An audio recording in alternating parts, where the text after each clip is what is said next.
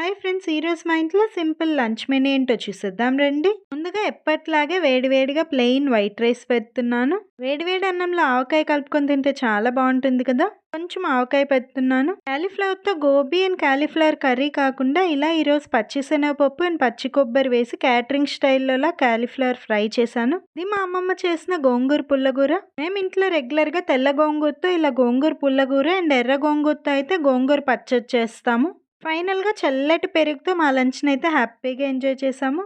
తెల్ల గోంగూరతో ఇలా పుల్లగూర చేసుకుంటే పుల్ల పుల్లగా చాలా టేస్టీగా ఉంటుంది. ఈ కాలీఫ్లవర్ ఫ్రై ఇలా అన్నంలోకి సైడ్ డిష్ లాగే కాకుండా రోటీ చపాతీలోకి తినడానికి కూడా చాలా బాగుంటుంది. కాలీఫ్లవర్ ఫ్రైలో కొబ్బరి పొడి వేసాం కాబట్టి మరీ డ్రైగా లేకుండా అన్నంతో కలుపుకొని తినడానికి కూడా చాలా బాగుంటుంది. మేము ఇంట్లో రెగ్యులర్ గా దోసపిండి ఎలా వేసుకుంటామో మీకు ఆల్రెడీ ఒక షార్ట్ వీడియోలో చూపించాను. అదే దోసపిండితో ఇడ్లీ, దోశ, గుంట పొంగనాలు, ఊతప్పం ఇలా ఎన్నో రెసిపీస్ చేసుకోవచ్చు. దోసపిండితో ఇడ్లీ అస్సలు బాగుండవు అనుకోకండి. ఇడ్లీ చాలా మెత్తగా వస్తాయి. సేమ్ మీరు ఖుష్బు ఇడ్లీ తింటున్నట్టే ఉంటుంది. ఇడ్లీ ఎలా వచ్చాయో నెక్స్ట్ షార్ట్ వీడియోలో, అంటే రేపు మధ్యాహ్నం 3 గంటలకు షార్ట్ వీడియోగానే అప్లోడ్ చేస్తాను. అస్సలు మిస్ అవ్వకుండా చూడండి. లంచ్ మెనూ నచ్చితే వీడియో ప్లీజ్ ఒక లైక్ చేసి మన ఛానల్ సబ్స్క్రైబ్ చేయండి.